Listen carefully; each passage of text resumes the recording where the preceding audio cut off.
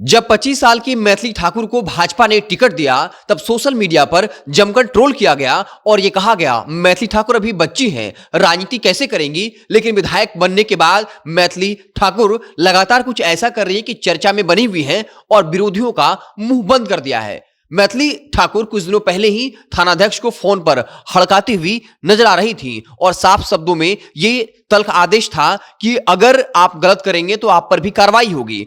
और अब मैथिली ठाकुर एक बार फिर से चर्चा में है, क्योंकि वो औचक निरीक्षण करने अस्पताल पहुंचती हैं, बाकायदा वहां जो व्यवस्था थी उसकी जांच करती हैं और फिर वहां अधिकारियों को कहती हैं कि जब लोग यहां इलाज कराने आते हैं तो व्यवस्था होनी चाहिए, दवाइयां होनी चाहिए, डॉक्टर जो है वो यहां पर मौजूद होने चाहिए। और उसके नीचे सोशल मीडिया पर मैथिली ठाकुर की खूब बड़ाई हो रही है। मैथिली ठाकुर ने वाकई में अब राजनीति करना सीख लिया है। जब उनसे सवाल पूछा जाता है कुछ विवादित, तो वो चुप रह जाते हैं और कहते हैं कि ये हमारा मकसद जो है वो अपने क्षेत्र का विकास करना है, क्षेत्रीय मुद्दे को उठाना है। वो जानती हैं कि अगर हर विषय पर बोला जाएगा तो फिर उन्हें ट्रोल किया जाएगा।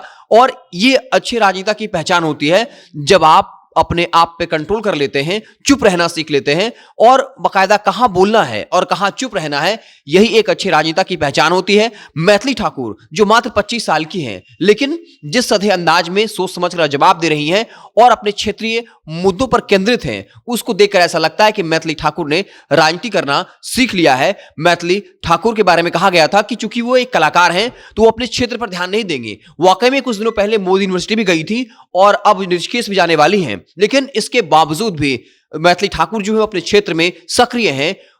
आए दिन सोशल मीडिया पर वो अपडेट देती है। साफ तौर पर ये दिखता है कि ग्राउंड पर वो हैं, चाहे अस्पताल हो या फिर जो वहां के स्थानीय लोग हैं, उनके जो भी इश्यूज हैं उसके साथ वो खड़ी होती हैं। शायद मैथिली ठाकुर को कम उम्र में इस बात का अंदाजा हो गया है कि अगर एक बार आप चुनाव जीत गए, इसका मतलब ये नहीं कि हर बार आप चुनाव जीत जाएंगे। वो कार्यकर्ताओं को अपने से जोड़ रही हैं, वहां के लोगों को ये बता रही है कि मैं यही की हूं, और ये जो है एक बहुत बड़ी चीज होती है। मैथिली ठाकुर ने साफ तौर पर वहां के स्थानीय मुद्दों को जो है अब वो एक बड़ा मुद्दा बना रही हैं और बार बार जब सवाल किया जाता है तो वो साफ तौर पर बार बार ये बताती भी हैं कि हमारा मकसद हर सवाल का जवाब देना नहीं है, ये बड़े नेताओं का काम है। हमारा काम है अपने क्षेत्रों की आवाज बनना, वहां के लोगों की आवाज बनना।